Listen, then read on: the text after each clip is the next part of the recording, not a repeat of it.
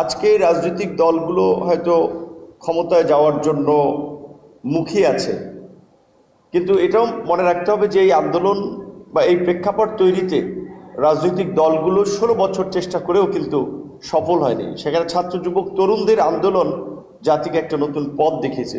আমরা যে অতীতে যেভাবে প্রতিহিংসামূলক রাজনীতি, হানাহানি, মারামারি, দখলের রাজনীতি দেখেছি, সেই রাজনীতি তরুণরা চায় না।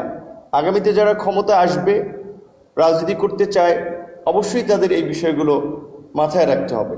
বর্তমান সরকারের শেষ দিকে হলেও বিশেষ করে স্থানীয় সরকার মন্ত্রণালয় এরকম একটি মানবিক উদ্যোগ গ্রহণ করায় তাদেরকে ধন্যবাদ জানাচ্ছি, যে তারা অন্তত বাংলাদেশের আজকে গণ-অভ্যুত্থানের প্রেক্ষাপট তৈরিতে যে ঘটনাগুলো আসলে একটা পাঠাতন হিসেবে কাজ করেছে। 2013 সালের 5ই মে শাপলা চত্বরে আলেম ওলামা সহ মাদ্রাসা ছাত্রদের উপরে যে নির্মম হত্যাযজ্ঞ চালিয়েছিল, সেটি একটি উল্লেখযোগ্য ঘটনা হিসেবে কাজ করেছে। 2009 সালে আওয়ামী লীগ সরকার ক্ষমতায় এসে বাংলাদেশের সেনাবাহিনীকে পঙ্গু করার জন্য আপনারা জানেন যে প্রায় 58 জন সেনা অফিসারকে হত্যা করেছিল, এবং তারপরেই শাপলা চত্বরের এই ঘটনা, যার মধ্যে দিয়ে বাংলাদেশে ফ্যাসিবাদ কায়েমের একটা রাস্তা তৈরি হয়েছিল।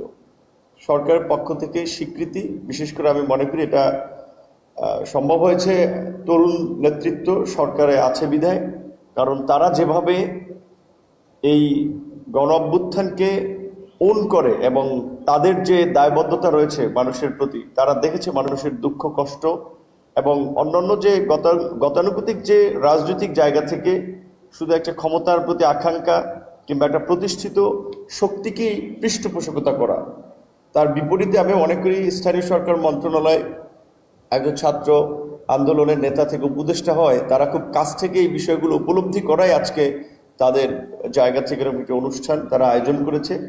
সেজন্য অবশ্যই তাদেরকে অনেক অনেক ধন্যবাদ এবং শুভেচ্ছা জানাই। এবং আজকের যে আলোচনা বা অনুষ্ঠানের যে একটা পরিবেশ তৈরি করেছে, এখানে বিভিন্ন রাজনৈতিক দলের বিভিন্ন মত পথের মানুষকে একত্রিত করেছে, জাতীয় নেতৃবৃন্দকে, যেটা আমি মনে করি যে গত 1 বছর ধরে আমরা যেমন সরকারকে তার কর্মকাণ্ডে সহযোগিতা করে আসছি, এবং এই ধরনের একটা অনুষ্ঠান আমাদেরকে শুধুমাত্র মানে সরকারি উদ্যোগ না, এটা একটা রাজনৈতিক অন্যান্য বিভিন্ন শ্রেণী পেশার মানুষেরও একটা সরকারের সাথে মিথস্ক্রিয়া ব্যক্ত করার একটা জায়গা তৈরি করে। সেই জায়গা থেকে সরকার যতদিন আছে এই ধরনের পদক্ষেপের মধ্যে দিয়ে রাজনৈতিক যে দূরত্ব আছে কিছুটা সরকারের সাথে, সেটাও ঘোচাতে পারে। স্থানীয় সরকার মন্ত্রণালয় একটা বড় মন্ত্রণালয়, স্থানীয় সরকার মন্ত্রণালয় একেবারে জনগণের সাথে সরাসরি কাজ করার একটা জায়গা আছে। হেফাজতে ইসলাম সহ গত 1.5 দশকের আন্দোলন সংগ্রামে মাদ্রাসার ছাত্র আলেম ওলামাদের যে উল্লেখযোগ্য ভূমিকা, সেটি কোনো অংশেই কম নয়। আজকে রাজনৈতিক দলগুলো হয়তো ক্ষমতায় যাওয়ার জন্য মুখিয়ে আছে, কিন্তু এটাও মনে রাখতে হবে যে এই আন্দোলন বা এই প্রেক্ষাপট তৈরিতে রাজনৈতিক দলগুলো 16 বছর চেষ্টা করেও কিন্তু সফল হয়নি। সেখানে ছাত্র যুবক তরুণদের আন্দোলন জাতিকে একটা নতুন পথ দেখিয়েছে। সুতরাং তরুণদের যে প্রত্যাশা, আগামীর একটি নতুন বাংলাদেশ বিনির্মাণে আমরা যে অতীতে যেভাবে প্রতিহিংসামূলক রাজনীতি, হানাহানি, মারামারি, দখলের রাজনীতি দেখেছি, সেই রাজনীতি তরুণরা চায় না। আগামীতে যারা ক্ষমতায় আসবে, রাজনীতি করতে চায়, অবশ্যই তাদের এই বিষয়গুলো মাথায় রাখতে হবে।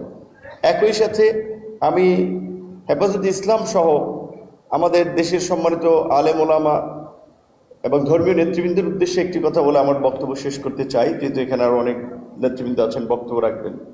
যে বাংলাদেশের জাতীয় এবং অভ্যন্তরীণ দুটো সমস্যাই বোধহয় আমাদের একটু মাথায় রাখা দরকার।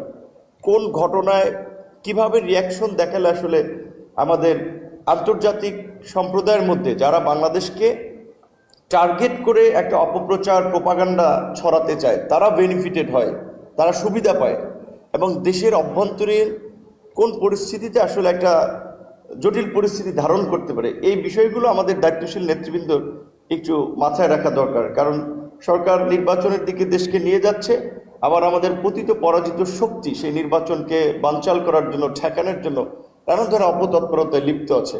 তবে দেশে যদি একটা শান্তিপূর্ণ ক্ষমতা হস্তান্তরের পথ না হয়, একটা অবাধ, সুষ্ঠু এবং একটা নিরপেক্ষ নির্বাচন, যেটা ডক্টর ইউনূস স্যার বলেছেন যে তার একটা ভালো নির্বাচন বাংলাদেশের ইতিহাসে তিনি করে যেতে চান, সেটি যদি সম্ভব না হয় তাহলে কিন্তু আগামীতে আমরা একটা বড় ধরনের বিপর্যয়ের মুখে পড়ব। সেই নির্বাচন আয়োজনের জন্য সরকারের পাশাপাশি সমস্ত রাজনৈতিক দল, বিভিন্ন পর্যায়ের নেতৃবৃন্দ, তাদের ভূমিকা আছে।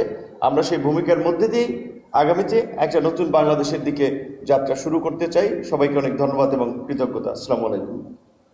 ধন্যবাদ। 2013 সালের 5 মে